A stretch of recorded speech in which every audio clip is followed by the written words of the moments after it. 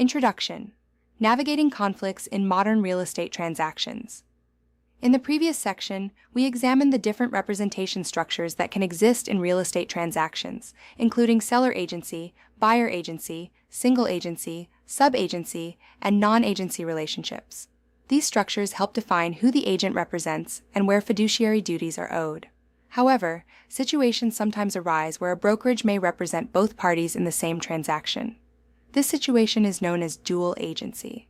Dual agency creates unique challenges because the agent must balance responsibilities to two clients whose interests may not fully align. Real estate negotiations often involve issues such as price, repair requests, financing terms, and possession timelines.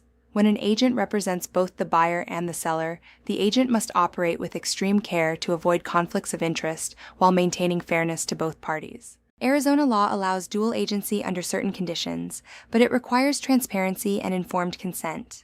Licensees must clearly explain the limitations of dual representation and obtain written consent from both parties before proceeding.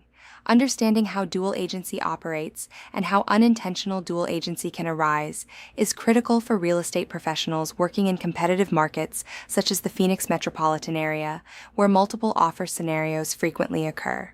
A. Intentional dual representation.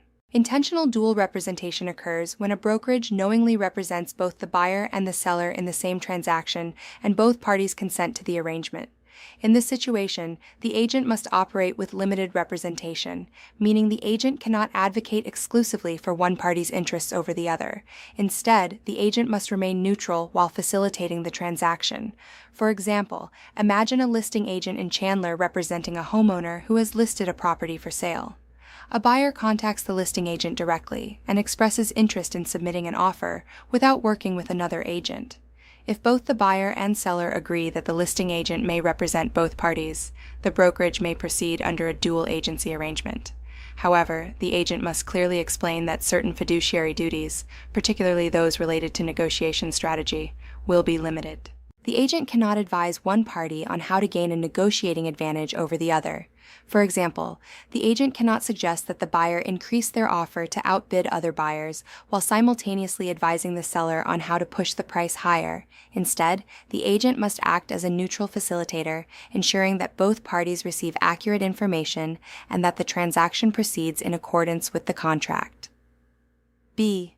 Unintentional dual agency. Unintentional dual agency occurs when a licensee inadvertently represents both parties in a transaction without realizing that dual representation has been created.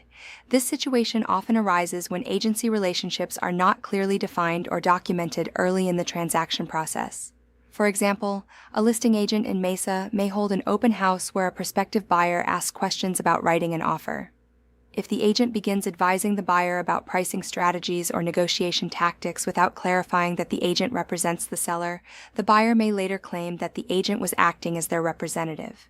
If the buyer reasonably believes the agent is protecting their interests, a dual agency situation may unintentionally arise. Unintentional dual agency can create serious legal risk because fiduciary duties may conflict once both parties believe they are being represented. This is why professional best practice is to clearly disclose representation status during the earliest stages of client interaction. By clearly explaining who the agent represents and documenting agency relationships in writing, licensees can prevent the misunderstandings that lead to unintentional dual agency. C. Informed written consent requirements. Arizona law permits dual agency only when both parties provide informed written consent to the arrangement. This requirement ensures that buyers and sellers understand the limitations associated with dual representation before agreeing to proceed. Informed consent means that both parties are fully aware that the agent will not be able to provide the same level of advocacy that would exist in a single agency relationship.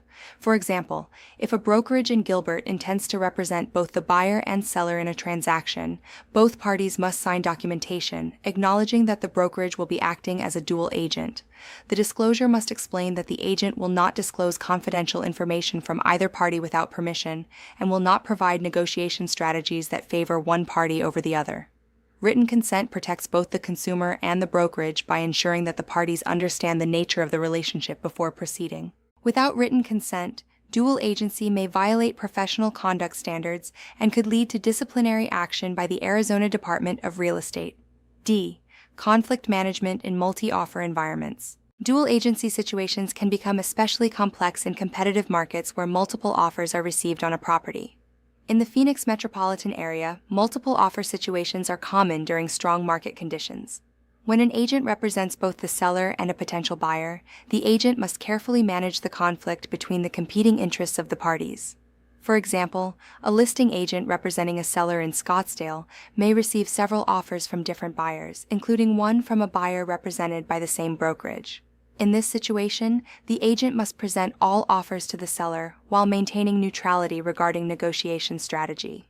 The agent cannot reveal confidential information about competing offers or suggest strategies that would advantage one party over another.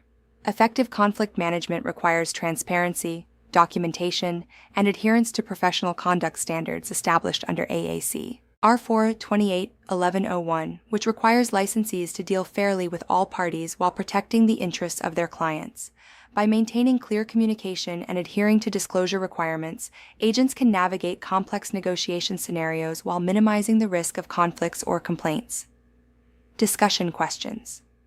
Why does dual agency limit the level of advocacy that a real estate agent can provide to each party?